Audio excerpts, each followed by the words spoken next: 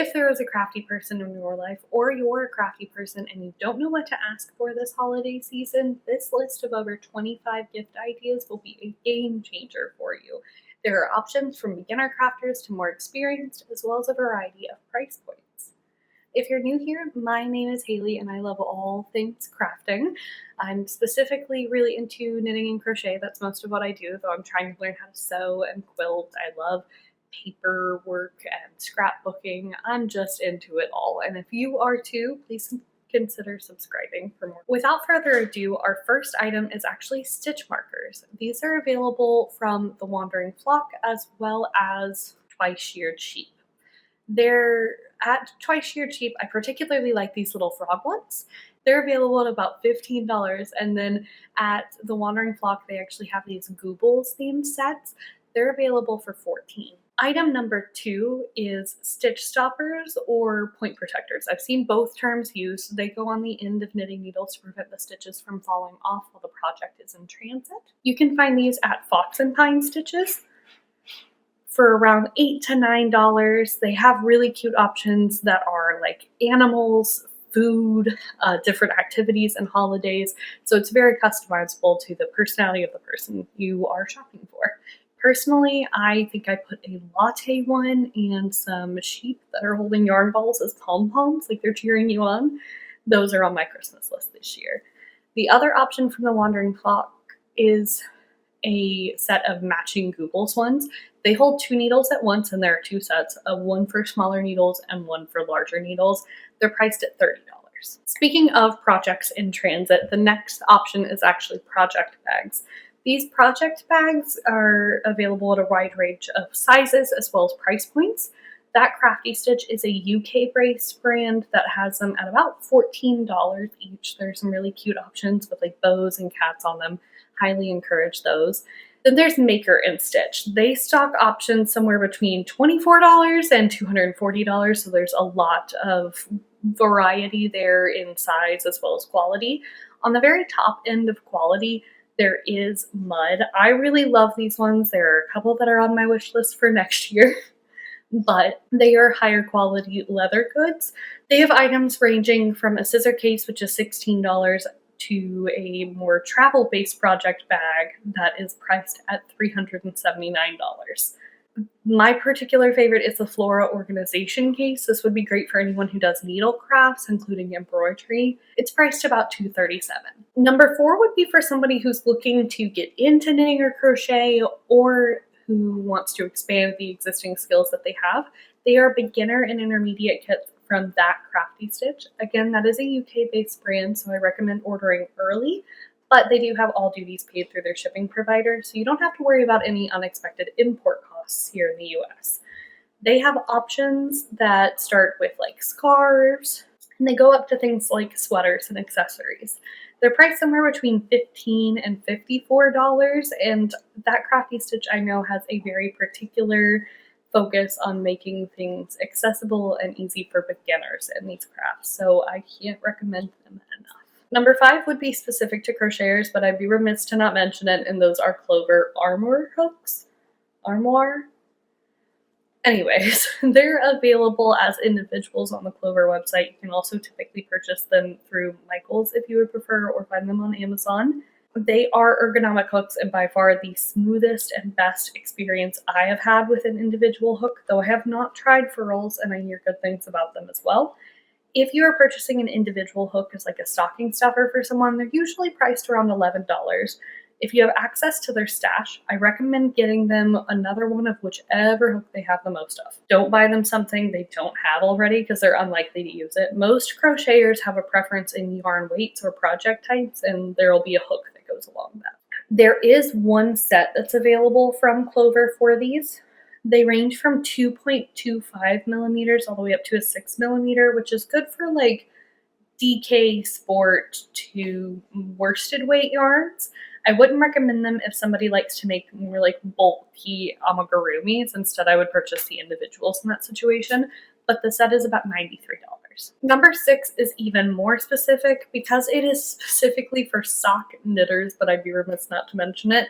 It is a perfect sock pair. It's skein from Must Stash Yarn. I say it separate like that because sometimes I say like mustache yarn, not mustache yarn. Must Stash Yarn. They have a variety of colorways, but what's really cool about this yarn is the way they dye and cut it. It starts and ends on the same stripe. So you can knit from two identical skeins. They're two hanks kind of twisted together, so they are individually cut to be perfect matches. So when you knit with that self-striping yarn, you get matching socks without having to do all the extra math and planning that typically involves for people. Those are usually priced around $35. They do go out of stock on their website, but I know they have like national parks themed ones, Star Wars themed ones, lots of really pretty, really cool colorways. If you can't find what you're looking for on their website, you may just look up Must Stash Yarn Sock Self-Striping on Google. There'll be some like independent yarn stores that have bought stock from them that may not be out of the same colors that they are. Number 7 will bring us briefly into sewing and quilting territory, but it's a pin cushion. These can be really cute and really cheap. Personally, I'm a big fan of anything they have at Brooklyn Haberdashery. You can go as cheap as like these wee wool ones is what they're called. They're about $7. The Lucky Cats are my favorites. They're on my list this year for $20. And then you can even get like individual pin cushions that are up in the 50s for a more luxury one. There are kits like sewing tins that come with a variety of notions, including kind of sewing pin cushions and other items that are closer to like $120. So there's a big range there as well. Number 8 is specific to quilters or patchwork sewists, people who like to kind of join together different individual pieces of fabric to make one textile. That would be a jelly roll. Jelly rolls are pre-cut strips of fabric, typically in a matching theme or colorway. They're really kind of like a pre-built, pre-made quilt, if that makes sense. One jelly roll, which is typically 40 strips. You may see some smaller ones that are 20 strips. You need 40 at least. That'll make like a twin size to lap size blanket. If you know someone who likes to make larger quilt or patchwork projects, I would recommend getting 2 jelly rolls. But you can look on Missouri Star Quilt Company. They're about $40 a piece for the jelly rolls. You can find colorways or patterns that really remind you of that person. Number 9 is for knitters specifically who already do or would like to learn colorwork knitting. And this is a doodle deck. Doodle decks are like the Pokemon cards of knitting. They have different themes, so you can do like a destinations one for somewhere they have traveled or want to travel. There are books and genre themed ones, like a sci-fi one. There's a baking themed one, cats and dogs, but it just gives them a chart for a certain type of color work. Then if they want, they can purchase, or you can purchase for them, a base pattern from the Pacific Knit Co website where they have these available. The main sizes of doodle deck packs are about $24, and then you can get a base pattern for 4 to 7. But what that does is make sure it has a correct number of stitches for the color work to match automatically without them having to do a whole bunch of extra math to adjust the number of stitches to fit the color work chart. The next few will be beginner or intermediate craft kits, because the only thing a crafter loves more than their craft is learning a new craft.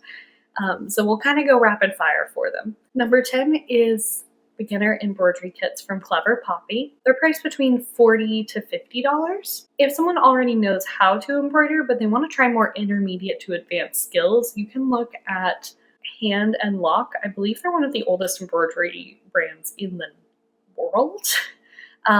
They have more advanced kits that are priced between $51 to $79, but you can try things like gold work or beading. Number 12 is a beginner cake decorating set. I looked everywhere to try to figure out where you would be able to find one from a small business, and I wasn't able to locate it. So if you know, please comment it. I'll shout it out on my Instagram, make a reel about it. But the one on Amazon that I've selected was well loved by Reddit, so I did read through reviews and I looked elsewhere. It's priced around $45.99. Number 13 is a felt sewing kit from Stitch Modern. They're going to be priced between $16 and $120. Now, $120 is for a set of ornaments, which is always really fun to make in felt, but there are some felt pennants that are about $40 that I am just in love with. Number 14 is a Bubble Bar Ultimate Bead Kit. It is for making beaded jewelry. It's certainly quirkier charms and beads, but it did look super duper cute, and it would be a good way even to make gifts for others if you think that's something you want to do. That is priced about $58. Number 15 is an art subscription box from Grabby. They have scrapbooking options as well as art or watercolor options.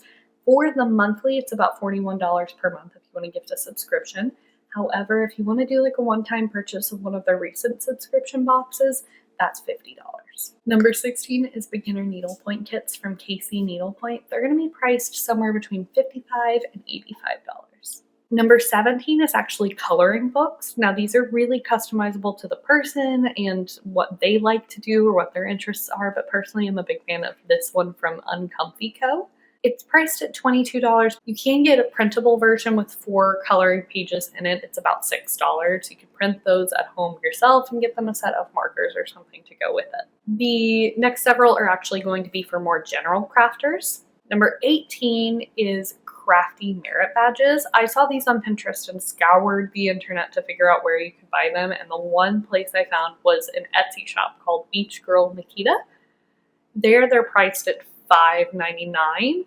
Now, if you own an embroidery machine, probably a fancier one that I would know to tell you to get, there are actually ways to purchase the digital download, the way to program and make these yourself. So more power to you. You can just like look up online crafty merit badges. Number 19 is hobby and DIY t-shirts from Life is Good. I checked out of Life is Good around high school, but now I'm getting a lot of ads on Pinterest for them for good reason.